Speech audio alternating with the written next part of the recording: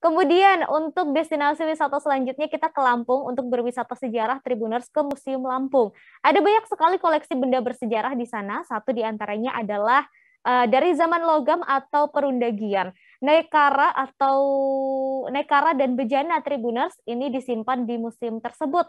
Dan selengkapnya soal dua benda ini sudah ada Reski di sana. Selamat sore Reski. Reski, bisa diceritakan apa yang dimaksud dengan bejana dan sebagai benda bersejarah begitu ya, dan sebenarnya apa bentuknya dan kegunaannya ini untuk apa? Silahkan, Reski. Oke, selamat sore rekan Ratu. Untuk kita ketahui ya sebelumnya bahwasannya Lampung masuk prasejarah itu pada masa bercocok tanam. Bejana dan Nekara merupakan salah satu koleksi arkeologi yang berada di Museum Lampung tentunya. Nah, pada zaman itu kita bahas bahwasannya Nekara merupakan benda perunggu yang berbentuk seperti dandang ya kalau kita lihat. Nah, di tengahnya itu terdapat selaput atau suara dari berupa perunggu yang berfungsi untuk sebagai alat musik yang digunakan untuk pemanggilan hujan pada saat kemarau tentunya. Nah, saat itu digunakan sebagai ritual tertentu tentunya. Nekara tersebut ditemukan di Tulang Bawang dan Lampung Timur. Ditemukan pada masyarakat yang sedang melakukan penggalian. Nekara tersebut uniknya nih, kalau kita perhatikan ya, bahwasannya di situ ada lambang matahari dan kodok nih, di mana terdapat filosofi bahwasannya matahari merupakan sumber energi dan kodok melambangkan air atau hujan. Kurang lebih seperti itu, rekan Ratu. Baik, itu untuk Nekara ya, Reski. Kemudian kalau bejana sendiri ini seperti apa bentuknya dan kegunaannya, Oke, Reski? terima kasih rekan Ratu. Bahwasannya bejana merupakan benda yang terbuat dari perunggu yang berfungsi sebagai wadah air suci pada upacara keagamaan. Bejana itu berbentuk lonjong, langsing, yang bermotif unik. Tapi di uniknya, motif tersebut ada filosofinya yang terkhusus nih tentunya. Dan bejana itu informasinya hanya terdapat 3 di Indonesia. Satu diantaranya di Lampung, kedua di Danau dekat Kerinci, Sumatera, dan yang ketiga itu ada di Madura.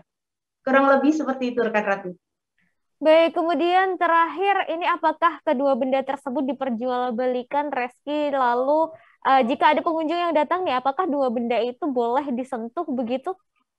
Oke, kalau untuk diperjualbelikan, untuk di Museum Lampung itu sendiri kita ketahui bahwasannya terdapat makna koleksi dari Peraturan Perundang-undangan Nomor 66 Tahun 2015 tentang museum nih. Nah, jadi untuk diperjualbelikan itu tidak mungkin ya, karena masuk dalam cagar budaya Lampung. Nah, untuk dipegang atau enggaknya oleh pengunjung itu tidak boleh, karena itu memiliki sekat dan kacanya, jadi tidak bisa dipegang juga. Kurang lebih seperti itu, rekan Ratu. Baik, terima kasih Reski. Dan tadi Reski juga sempat berbincang dengan kurator Museum Lampung, ada Imade Giri Gunadi. Berikut liputannya untuk Anda. Dia memiliki ruang tampang pemukul dan tingginya itu hampir sama. Jadi itu yang membedakan dia masuk ke dalam tipe Heger 1. Nah, kemudian sampai kapan ada di Lampung ya.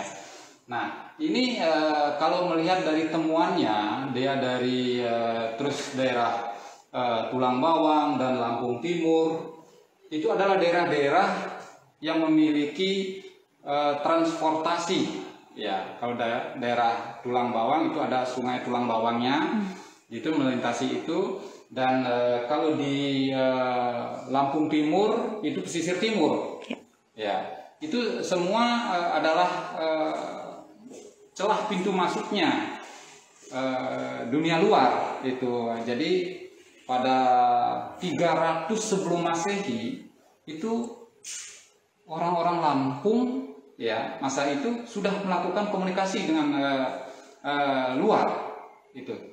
Ini sebagai bukti ya, bukti bahwa karena kita tidak menemukan cetakan daripada koleksi Nekara ini dimungkinkan ini adalah di bawah dari luar. Nah, dibawa dari luar. Nah, ini bahannya itu adalah perunggu, sudah ada semacam pencetakannya. Nah, kalau di daerah Bali itu bahkan sudah dibuat secara lokal. Itu ada namanya negara yang ada di Pejeng, ya bulan Pejeng itu disebutnya di sana. Itu sudah ada cetakannya, itu sudah buat di situ. Nah, menariknya negara ini. Terima kasih sudah nonton. Jangan lupa like, subscribe, dan share ya.